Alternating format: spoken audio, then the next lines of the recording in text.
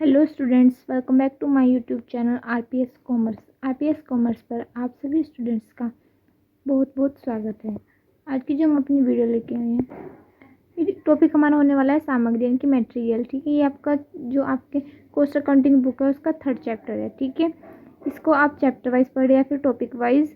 ठीक है, ये आपके टॉपिक सामग्री मटेरियल के, आपका चैप्टर 3rd या आपकी बुक में 4th भी हो सकता है, लेकिन आपका टॉपिक यही होगा, सामग्री यानी कि मटेरियल। ठीक है, ये आपके बीकॉम के जो आपके 3rd सेमेस्टर के स्टूडेंट्स हैं उनके लिए है। ठीक है, इसमें आज हम आपको इसका जो 3rd चैप्टर है पूरा टॉपिक इसमें पढ़ाएंगे कि कौन कौन सा टॉपिक आपको अच्छी तरह से पढ़ना है। ठीक है, तो जल्दी से वीडियो स्टार्ट करते हैं। आप चैनल पर नए हैं तो चैनल को सब्सक्राइब जरूर कर दें। ठीक है, तो सब वीडियो स्टार्ट करते हैं। सामग्री का अर्थ, यानी सबसे हम पहले पढ़ लेते हैं कि मटेरियल होता क्या है। ठीक है, इस चैप्टर को पढ़ने से पहले आपको अच्छे से पता होना चाहिए कि मटेरियल किसे कहते हैं, कि सामग्री होती क्या है। ठीक है, अब इसे पढ़ लेते हैं कि वे पदार्थ अथवा कच्चा माल जिसे किसी वस्तु का उत्पादन होता है। ठीक है, जिससे किसी भी वस्तु का उत्पादन होता है उसे सामग्री कहते हैं। ठीक है, किसी भी वस्तु के उत्पादन में 60% से 40% तक लागत सामग्री ही होती है। ठीक है, इस प्रकार उत्पादन में मुख्य रूप से सामग्री की ही अहम भूमिका होती है। ठीक है, यानी किसी भी उत्पादन में मुख्य रूप से सामग्री की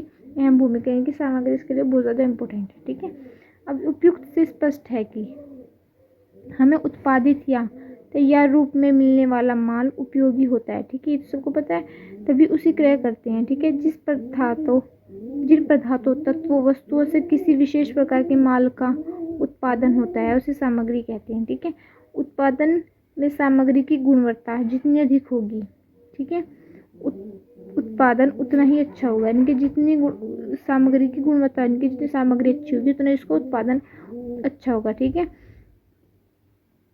उदाहरण के लिए देख लेते हैं, किसी इनकी एग्जांपल देख लेते हैं, जैसे कि पुस्तकों का निर्माण कागज से होता है। कागज अच्छा होगा तो पुस्तक भी अच्छी होगी। ठीक है, ऐसे मार्केट में देखा होगा कि अच्छी कागज की पुस्तकें थोड़ी महंगी और लो कागज की पुस्तकें थोड़ी सस्ती मिलती है। ठीक है, इनकी कागज अच्छा होगा तो पुस्तकों का निर्माण भी अच्छा होगा।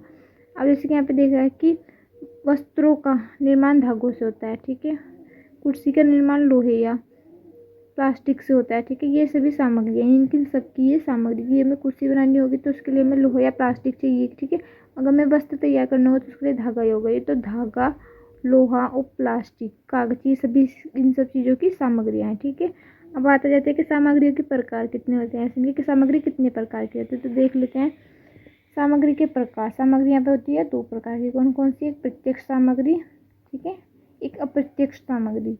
इनके डायरेक्ट मटेरियल, इनडायरेक्ट मटेरियल। ठीक है, जैसे कि हमें लिखा है कि सामग्री 2 प्रकार की होती है, प्रत्यक्ष और अप्रत्यक्ष। किसी उत्पादन में जो हमें स्पष्ट दिखाई दे उसे प्रत्यक्ष सामग्री कहते हैं। जो स्पष्ट दिखाई दे उसे प्रत्यक्ष, तथा जो दिखाई